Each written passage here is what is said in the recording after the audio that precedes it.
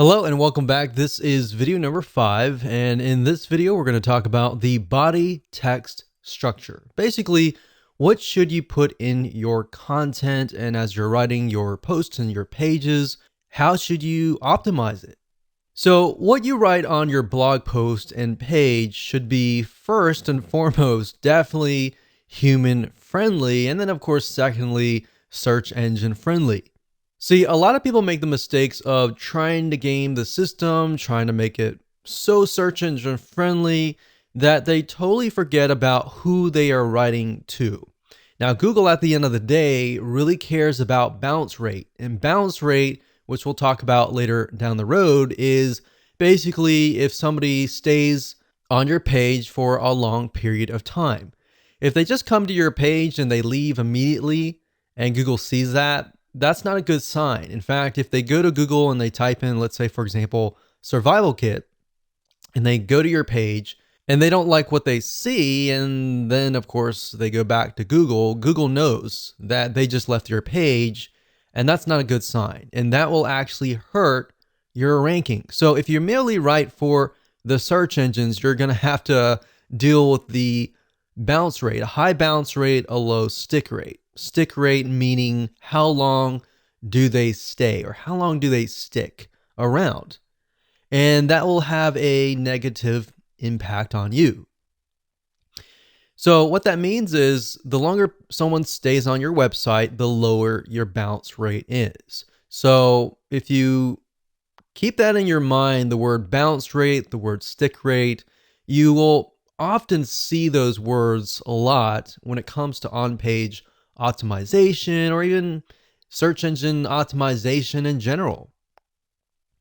So to Google, websites with a lower bounce rate must be good. The fact that people are staying on your page for a longer period of time tells them, okay, this website must be what people are searching for, right?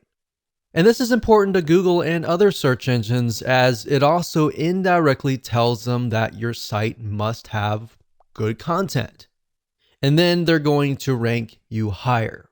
So that's just one of the many, many different factors that you're going to deal with. And that said, let's discuss some elements that you need to have in your body text. You definitely want to stick to one main keyword. And you want to have that main keyword definitely in the title of your page and throughout your page. So that keyword should be the same one in the URL structure for that post or your page. Now I'm going to show you in a minute. If we hop on over to WordPress, you can name it the title, and if everything is set up correctly, the permalink or the URL structure should have that keyword, and that keyword should be spread about. Now, you definitely don't want to make it appear too many times, otherwise that will be seen as keyword stuffing. So it should appear, like I said, in the page in headings 1 and 2, which will be in the body text. And I'll give you an example later down the road when we show it to you live in action.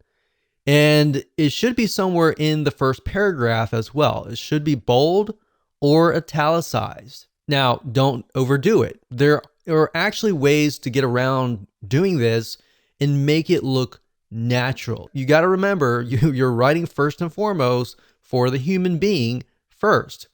So when you put it in your text, you got to make sure that it is going to make sense to the human being. And you want to try to use variations of your keywords as well. So let's say, for example, let's use the example that we talked about earlier in the URL structure video, which was red shoes.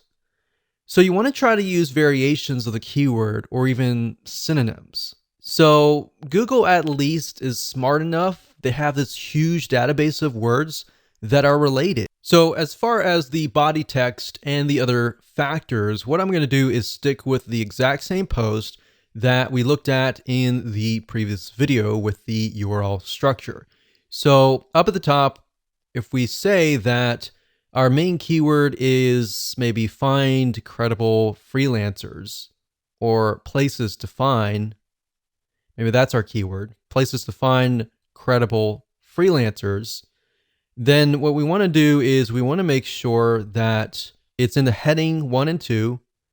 So we could take that and we could put it here and we could highlight that. And then under this drop box here, we want to do heading 1. So that would be the heading. And then you want to make sure that it's heading 2, but we can do that later. So you want to make sure that it is in the first paragraph. So it says, are you looking to outsource some of your work so that you can focus on your business better? Finding the right person can be difficult, but there are places online where you can search for credible freelancers.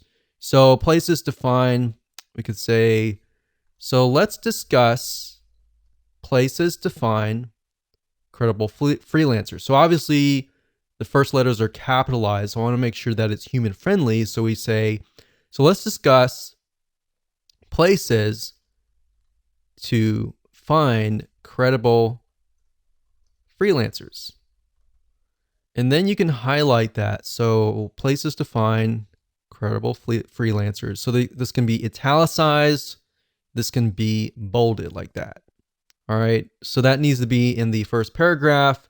You can also have it later down the road as a heading 1. And if we scroll down, we don't have an image right now, but we'll talk about that later. We'll find an image and I'll show you how to add an alt tag. You want to do that. You want to go through and you want to create variations of this keyword. So places to find credible freelancers, Fiverr.com. This is a good place to find great freelancers. So we use the word credible. You can mix it up and say good place to find great freelancers or hardworking freelancers. So what I'm saying here is you don't necessarily have to use that exact match keyword, but you're using variations so that Google knows that you're not trying to game the system and you're not trying to keyword stuff. But at the same time that it's a variation or it's a similar synonym or word so that it appears more natural. So we can go through here, we can do other things as well. That's pretty much the basics of it. But another thing you can do is tags as well. So you can add tags. Let's move on to the next video.